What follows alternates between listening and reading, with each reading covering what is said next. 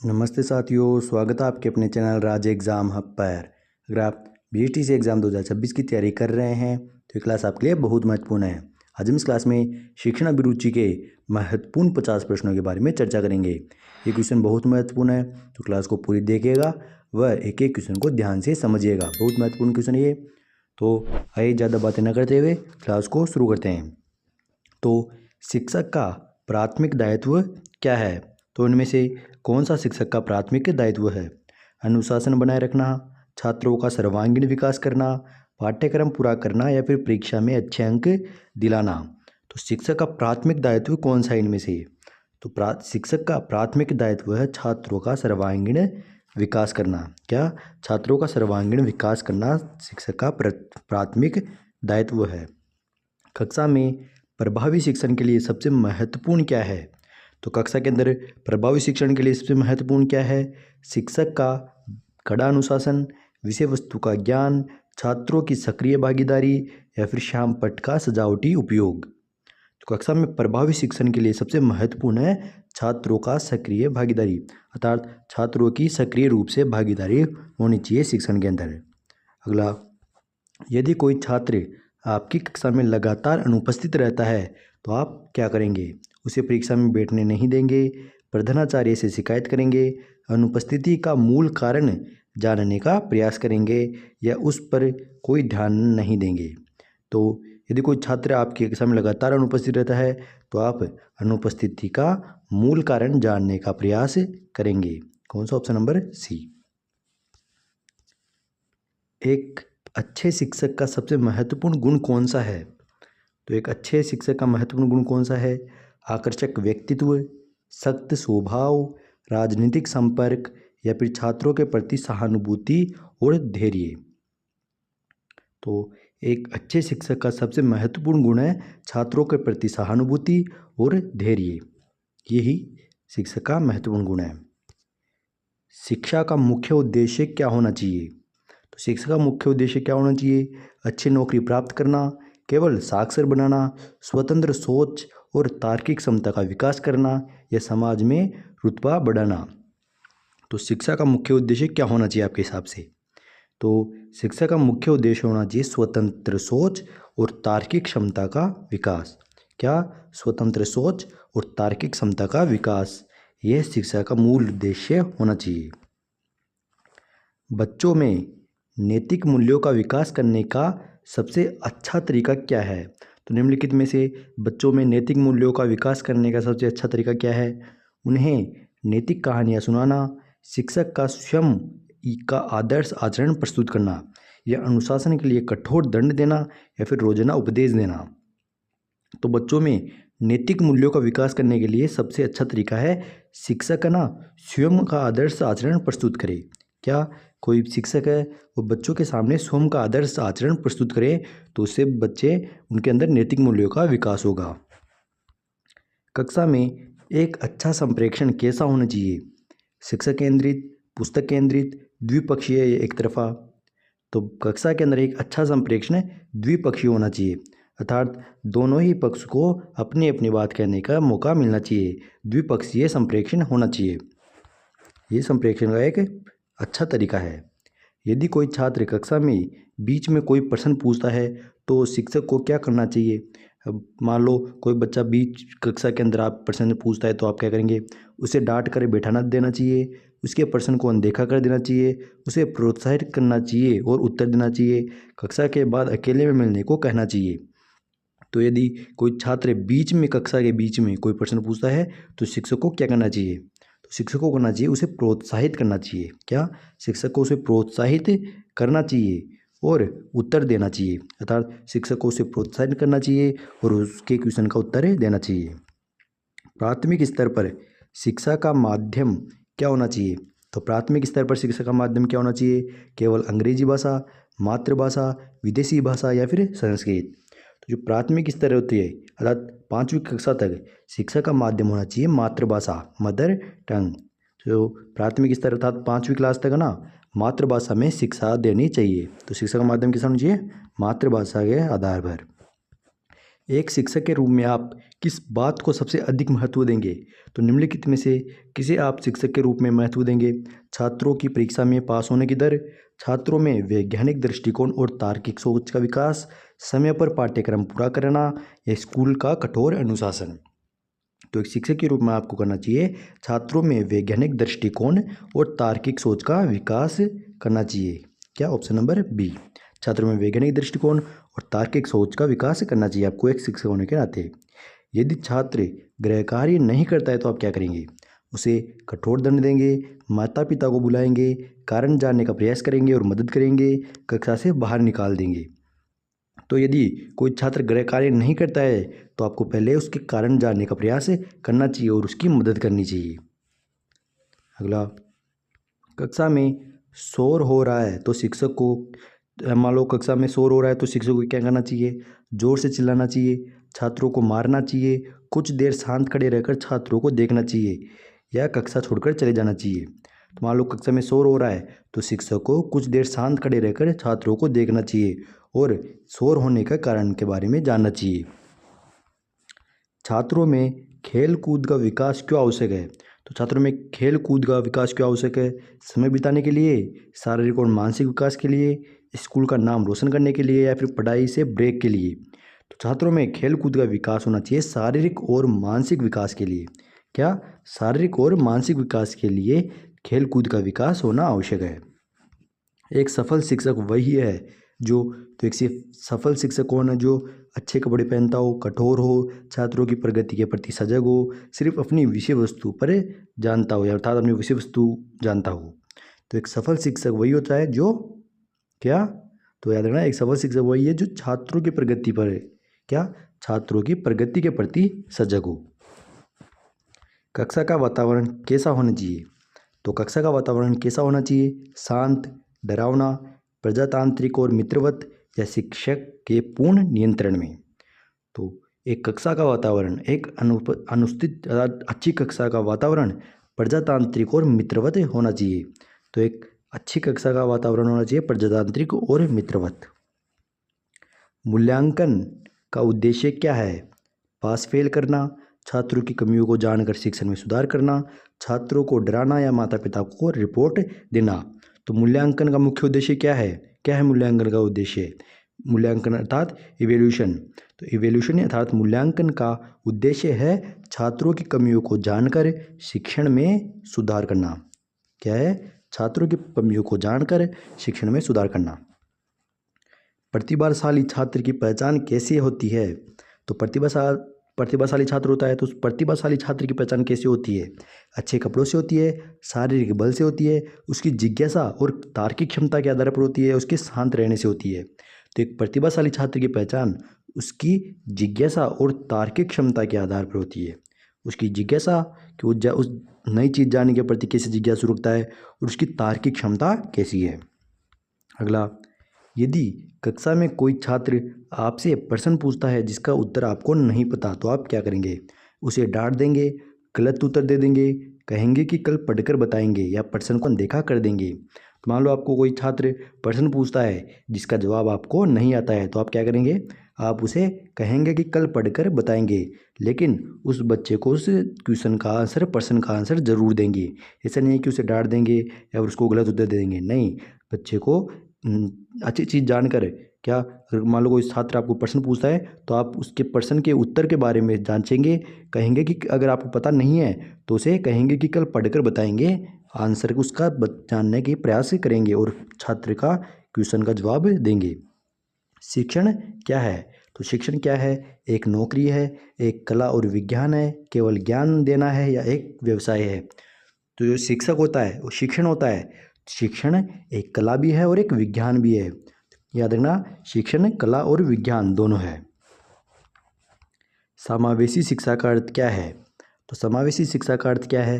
केवल विकलांग बच्चों की शिक्षा, सभी प्रकार के बच्चों को एक ही कक्षा में पढ़ाना, लड़कियों की अलग शिक्षा, विशेष बच्चों के लिए अलग स्कूल।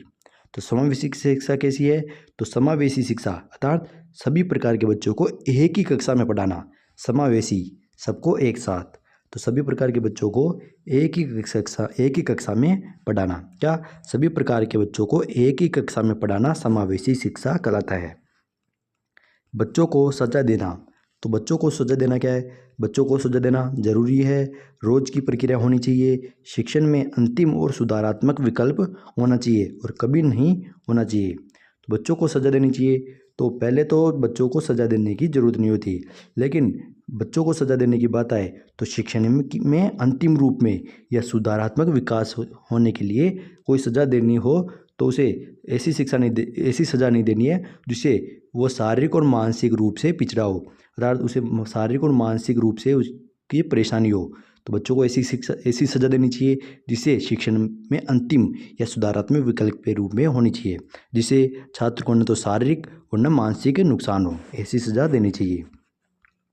शिक्षण में दृश्य सर्वे सामग्री का उपयोग है, तो शिक्षण में दृश्य सर्वे सामग्री का क्या उपयोग है, समय की बर्बादी है, अधिगम को रोचक और स्थायी बनाता है, केवल मनोरंजन के लिए है या फिर शिक्षक का काम बढ़ाता है।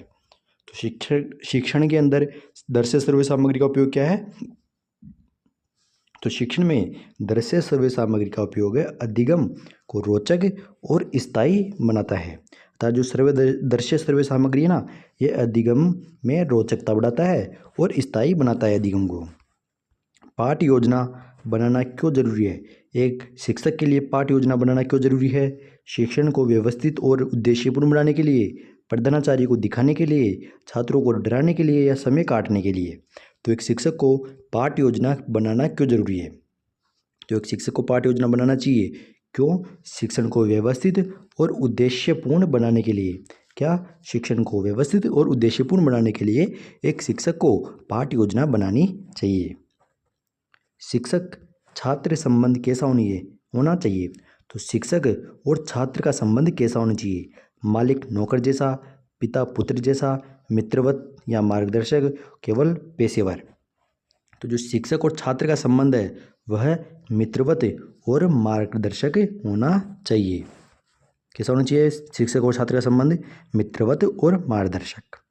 अगला क्वेश्चन देखिए, एक सभी क्वेश्चन बहुत महत्वपूर्ण है, एक एक क्वेश्चन को ध्यान से समझते रहना।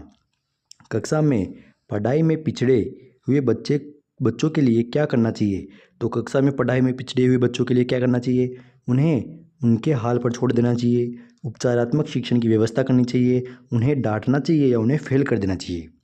तो कक्षा में पढ़ाई में पिछड़े हुए बच्चों के लिए उपचारात्मक शिक्षण की व्यवस्था करनी चाहिए, है ना, उपचारात्मक शिक्षण की व्यवस्था करनी चाहिए पढ़ाई में पिछड़े हुए बच्चों के लिए। अभिप्रेरणा का शिक्षण में क्या महत्व है, तो बताइए अभिप्रेरणा अर्थात मोटिवेशन का शिक्षण में क्या महत्व है। तो अभिप्रेरणा का क्या महत्व है, ये सीखने की गति और रुचि को बढ़ाता है, ये छात्रों को थका देती है, इसका कोई महत्व ही नहीं है, यह केवल खेल में जरूरी है। तो क्या है प्रेरणा शिक्षण में, तो अभिप्रेरणा, क्या अभिप्रेरणा अर्थात मोटिवेशन, अभिप्रेरणा यह सीखने की गति और रुचि को बढ़ाती है। याद रखना, जो अभिप्रेरणा है यह सीखने की गति को और रुचि को बढ़ाती है। सतत एवं व्यापक मूल्यांकन का अर्थ है, तो सतत एवं व्यापक मूल्यांकन का क्या अर्थ है, केवल वार्षिक परीक्षा है, केवल किताबी ज्ञान का टेस्ट है, या फिर शैक्षिक और सह शैक्षिक दोनों पहलुओं का मूल्यांकन है, या फिर हर रोज परीक्षा लेना है।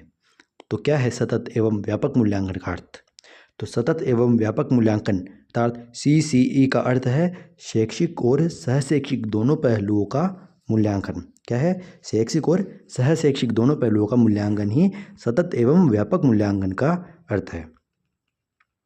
एक अच्छा शिक्षक, तो एक अच्छा शिक्षक क्या है, सिर्फ किताबी ज्ञान देता है, जीवन भर एक विद्यार्थी की तरह सीखता रहता है, राजनीति में भाग लेता है या स्कूल के नियमों को तोड़ता है। तो एक अच्छा शिक्षक कैसा होता है, तो एक अच्छा शिक्षक होता है वह शिक्षक अच्छा है जो जीवन भर एक विद्यार्थी की तरह सीखता है ना, अर्थात कोई भी शिक्षक है वह जीवन भर एक विद्यार्थी की तरह अर्थात ग्रहणकर्ता के रूप में रहता है, तो वह एक अच्छा शिक्षक है जो हमेशा कुछ नई चीज़ सीखने के लिए तत्पर रहता है। अगला बाल केंद्रित शिक्षा का अर्थ है, तो बाल केंद्रित शिक्षा का क्या अर्थ है, बच्चे की रुचियों, प्रवृत्तियों, क्षमताओं के अनुसार शिक्षा, बच्चे को जो मन करे वो करने देना, शिक्षक की मर्जी से पढ़ाना, बिना किताबों के पढ़ाना। तो क्या है बाल केंद्रित शिक्षा का अर्थ, तो बाल केंद्रित शिक्षा का अर्थ है बच्चों की रुचियों, प्रवृत्तियों और क्षमताओं के अनुसार उन्हें शिक्षा देना, और वर्तमान शिक्षा बाल केंद्रित शिक्षा है। यदि छात्र कक्षा में सो रहा है तो शिक्षक को क्या करना चाहिए? उसे पीटकर जगाना चाहिए, क्लास से बाहर कर देना चाहिए, उससे कारण पूछकर समस्या दूर करनी चाहिए, या उसे सोने देना चाहिए। तो मान लो कोई छात्र आपकी कक्षा के अंदर सो रहा है तो क्या करेंगे आप? तो कोई छात्र कक्षा में सो रहा है तो शिक्षक को उसके कारण पूछकर समस्या उसकी दूर करनी चाहिए कि बच्चा क्लास के अंदर क्यों सो रहा है। अगला, पर्यावरण शिक्षा विद्यालय में क्यों दी जानी चाहिए? क्योंकि ये एक विषय है। पर्यावरण के प्रति जागरूकता और जिम्मेदारी के लिए, परीक्षा पास कराने के लिए, यह सरकार का आदेश है इसलिए। तो पर्यावरण शिक्षा विद्यालय में दी जानी चाहिए क्योंकि पर्यावरण के प्रति जागरूकता और जिम्मेदारी बढ़ सके। अर्थात पर्यावरण शिक्षा विद्यालय में दी जानी चाहिए पर्यावरण के प्रति जागरूकता और जिम्मेदारी के एहसास दिलाने के लिए छात्रों को, इसलिए दी जानी चाहिए पर्यावरण शिक्षा विद्यालय में। छोटे बच्चों को पढ़ाने का सबसे अच्छा तरीका कौन सा है? तो छोटे बच्चों को पढ़ाने का सबसे अच्छा तरीका कौन सा है? व्याख्यान विधि, प्ले विधि, अर्थात खेल विधि, रटने की विधि या प्रोजेक्ट विधि। तो छोटे बच्चों के लिए कौन सी विधि अच्छी तरीके से उसको सिखाने की विधि है? तो खेल विधि। छोटे बच्चों के लिए खेल विधि सबसे उपयुक्त विधि है पढ़ाने के लिए, क्योंकि बच्चा खेल ही खेल में सीखता है। लेकिन जो व्याख्यान विधि है ये बड़े बच्चों के लिए है, लेकिन अगर छोटे बच्चों को पढ़ाना है तो खेल विधि ही उत्तम विधि है बच्चों को सिखाने के लिए। यदि कोई छात्र बोलते समय हकलाता है तो शिक्षक को क्या करना चाहिए? उसका मजाक उड़ाना चाहिए, उसे बोलने से मना कर देना चाहिए, या उसे बोलने के लिए पर्याप्त समय और प्रोत्साहित देना चाहिए, या उसे डॉक्टर के पास भेज देना चाहिए। तो यदि कोई छात्र बोलते समय हकलाता है ना तो शिक्षक को उसे बोलने के लिए पर्याप्त समय देना चाहिए और प्रोत्साहित देना चाहिए कि वो पढ़ सके। तो ऑप्शन नंबर सी। श्याम पट्ट पर लिखते समय सबसे महत्वपूर्ण क्या है? तो श्याम पट्ट पर कोई शिक्षक लिख रहा है तो श्याम पट्ट पर लिखते समय सबसे जरूरी क्या है? लेख स्पष्ट और सुंदर होना चाहिए, बहुत बड़ा लिखना चाहिए, बहुत छोटा लिखना चाहिए, या रंग बिरंगी चौक का इस्तेमाल करना चाहिए ताकि वह सुंदर लग सके। तो श्याम पट्ट पर लिखते समय महत्वपूर्ण रखना क्या महत्वपूर्ण है?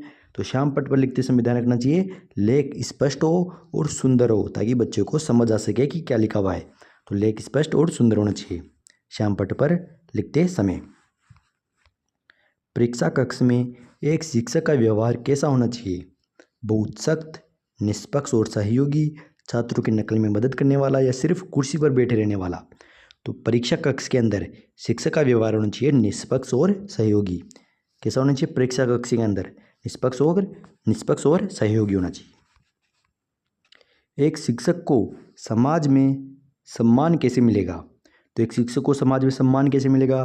खूब पैसा कमाने से, राजनीति में आने से, या अपने आदर्श चरित्र और कर्तव्यों को ईमानदारी से पालन करने से, या लोगों को डरा कर रखने से। तो एक शिक्षक है उसे समाज में सम्मान तभी मिलेगा तब जब वह अपने आदर्श चरित्र और कर्तव्यों को ईमानदारी से निभाएगा। तो ऑप्शन नंबर सी। विद्यालय में पाठ्य सहगामी क्रियाओं का मुख्य उद्देश्य क्या है? तो विद्यालय में पाठ्य सहगामी क्रियाओं का मुख्य उद्देश्य क्या है? स्कूल का नाम कमाना, छात्रों का सर्वांगीण विकास करना, खाली समय काटना, या शिक्षकों को आराम देना। तो विद्यालय में पाठ्य सहगामी क्रियाओं का मुख्य उद्देश्य है छात्रों का सर्वांगीण विकास करना। क्या है? छात्रों का सर्वांगीण विकास करना। शिक्षक दिवस किस महान व्यक्तित्व के सम्मान में मनाया जाता है? तो शिक्षक दिवस किस महान व्यक्तित्व के सम्मान में मनाया जाता है? डॉक्टर सर्वपल्ली राधाकृष्ण, महात्मा गांधी, APJ अब्दुल कलाम, या स्वामी विवेकानंद। तो जो शिक्षक दिवस है यह किस महान व्यक्तित्व के सम्मान में मनाया जाता है? तो याद रखना शिक्षक दिवस डॉक्टर सर्वपल्ली राधाकृष्ण के जन्म दिवस के रूप में मनाया जाता है। तो याद रखना शिक्षक दिवस डॉक्टर सर्वपल्ली राधाकृष्ण के सम्मान के लिए मनाया जाता है। यदि कोई छात्र आपके कक्षा में चोरी करता पकड़ा जाता है तो आप क्या करेंगे? उसे पूरी कक्षा के सामने अपमानित करेंगे, पुलिस को बुलाएंगे, उसे एकांत में समझाएंगे और सही मार्ग दिखाएंगे, या उसे स्कूल से निकाल देंगे। तो यदि कोई छात्र आपकी कक्षा के अंदर चोरी करता हुआ पकड़ा जाता है तो आप क्या करेंगे? तो मान लो कोई छात्र है जो आपकी कक्षा में चोरी करता हुआ पकड़े जाता है तो उसे एकांत में समझाएंगे और सही मार्गदर्शन दिखाएंगे कि चोरी करना अच्छी बात नहीं है और इसके क्या क्या नुकसान होते हैं। तो इसे एकांत में समझाएंगे और सही मार्ग दिखाएंगे। अगला, एक शिक्षक का सबसे बड़ा हथियार क्या है? तो एक शिक्षक का सबसे बड़ा हथियार क्या है? डंडा, उसका ज्ञान और प्रभावी संवाद कौशल, प्रधानाचार्य से उसकी अच्छी दोस्ती, या उसका गुस्सा। तो एक अच्छा शिक्षक है, एक शिक्षक का सबसे बड़ा हथियार है, क्या है उसका, क्या है एक अच्छे शिक्षक का सबसे बड़ा हथियार? तो एक शिक्षक का सबसे बड़ा हथियार है उसका ज्ञान। क्या? उसका ज्ञान, कि उसको क्या आता है, कितना आता है, कैसे आता है ना। तो एक शिक्षक का सबसे बड़ा हथियार है उसका ज्ञान और प्रभावी संवाद का कौशल, उसके प्रभावी संवाद का कौशल। याद रखना महत्वपूर्ण है। छात्रों में गृह कार्य क्यों दिया जाता है? तो छात्रों को गृह कार्य क्यों दिया जाता है? ताकि वे घर पर माता पिता को परेशान ना करें, ताकि शिक्षक को अगले दिन पढ़ाना ना पड़े, उनमें स्व अध्ययन की आदत डालने के लिए या उन्हें व्यस्त रखने के लिए। तो छात्रों को गृह कार्य क्यों दिया जाता है? तो बताइए, छात्रों को गृह कार्य क्यों दिया जाता है?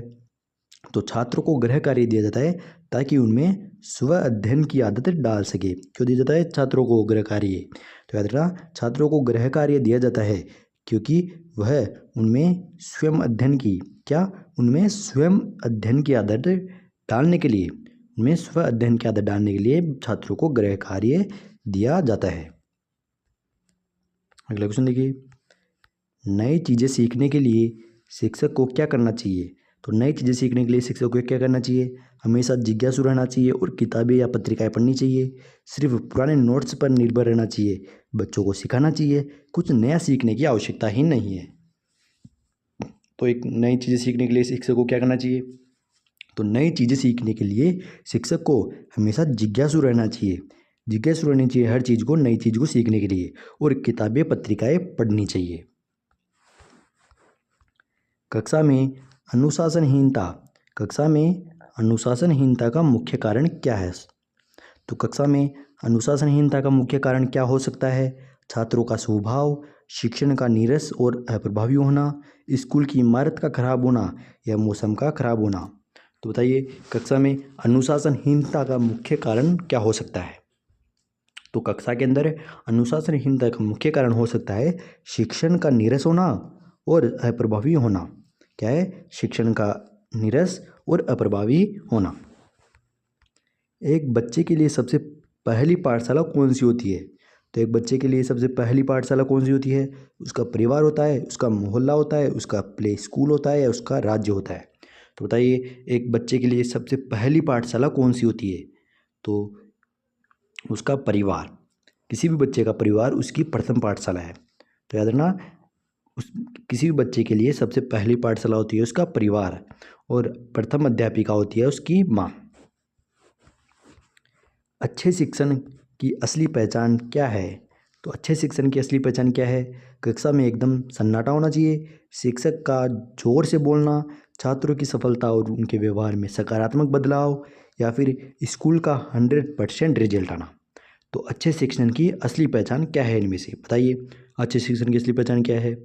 तो अच्छे शिक्षण की असली पहचान है क्या? एक अच्छे शिक्षण की असली पहचान है छात्रों की सफलता, उनके व्यवहार में सकारात्मक बदलाव, है ना। एक छात्रों की सफलता और उनके व्यवहार में सकारात्मक बदलाव, यह अच्छे शिक्षण की सफलता का आदत है। अगला, रुचि और ध्यान में क्या संबंध है? तो रुचि और ध्यान में क्या संबंध है? ये दोनों एक ही सिक्के के दो पहलू है, दोनों अलग अलग है, दोनों में रुचि खत्म हो जाती है, इनमें कोई संबंध नहीं है। तो रुचि और ध्यान में क्या संबंध है? तो रुचि और ध्यान ये दोनों एक ही सिक्के के दो पहलू है। क्या है? रुचि और ध्यान ये दोनों रुचि और ध्यान ये दोनों एक ही सिक्के के दो पहलू है। प्रोजेक्ट विधि के जनक कौन माने जाते हैं? महत्वपूर्ण प्रश्न है, आ सकता है। तो प्रोजेक्ट विधि के जनक कौन माने जाते हैं? जॉन डीवी, विलियम पेट्रिक, प्लेटो, या अरस्तु? तो बताइए, प्रोजेक्ट विधि के जनक कौन माने जाते हैं? महत्वपूर्ण प्रश्न है, पहले पूछा भी गया है, कई बार पूछ लिया जाता है। तो प्रोजेक्ट विधि, कौन सी विधि?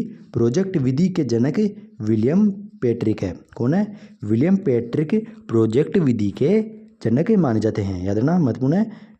प्रोजेक्ट विधि के जनक विलियम पेट्रिक है ना, महत्वपूर्ण है। विद्यालय को समाज का लघु रूप किसने कहा है? तो इनमें से किसने विद्यालय को समाज का लघु रूप कहा है? रूसो ने कहा, जॉन डीवी ने कहा, फ्रोबेल ने कहा या मारिया मोंटेसरी ने कहा? तो किसने कहा विद्यालय को समाज का लघु रूप? बताइए, विद्यालय को समाज का लघु रूप किसने कहा? तो जॉन डीवी ने। जॉन डीवी ने किसने कहा था? जॉन डीवी ने विद्यालय को समाज का लघु रूप कहा है। यदि कोई अभिभावक आपसे मिलने कभी नहीं आता है तो आप क्या करेंगे? तो मान लो कोई अभिभावक है, वो आपसे मिलने कभी नहीं आता है तो आप क्या करेंगे? छात्र पर ध्यान देना बंद कर देंगे, अभिभावक को कड़ा पत्र लिखेंगे, स्वयं उनसे संपर्क करने का प्रयास करेंगे या प्रधानाचार्य को शिकायत कर देंगे। तो मान लो यदि कोई अभिभावक है, वो आपसे मिलने कभी भी नहीं आते हैं तो आप उन्हें स्वयं उनसे संपर्क करने का प्रयास करेंगे। क्या करेंगे? उनसे स्वयं संपर्क करने का प्रयास करेंगे। अगला, एक आदर्श शिक्षक छात्रों के लिए क्या होता है? तो बताइए, एक आदर्श शिक्षक छात्रों के लिए क्या होता है? एक सख्त प्रशासक, एक प्रेरणा स्रोत, एक तानाशाह है, एक मित्र जो उनकी हर गलत बात माने। तो बताइए, एक आदर्श शिक्षक छात्रों के लिए क्या होता है? बताइए, एक आदर्श शिक्षक छात्रों के लिए एक प्रेरणा स्रोत होता है। क्या? एक आदर्श शिक्षक है कौन? एक आदर्श शिक्षक, वह छात्रों के लिए एक प्रेरणा स्रोत होता है। क्या होता है? एक प्रेरणा स्रोत होता है। तो आज के क्वेश्चन यहीं समाप्त होते हैं। बहुत महत्वपूर्ण क्वेश्चन थे। अगर आपको अभी तक समझ में नहीं आए तो एक बार इस वीडियो को दोबारा देख लेना। बहुत महत्वपूर्ण क्वेश्चन थे ये 50। तो आज की क्लास यहीं समाप्त करते हैं। आगे की चर्चा हम अगली क्लास में करेंगे। तब तक अगर आपने हमारे यूट्यूब चैनल को सब्सक्राइब नहीं किया तो सब्सक्राइब करना, वीडियो को लाइक कर देना और कमेंट करके बताना आपको क्लास कैसी लगी। आगे की चर्चा हम अगली क्लास में करेंगे। तब तक के लिए धन्यवाद।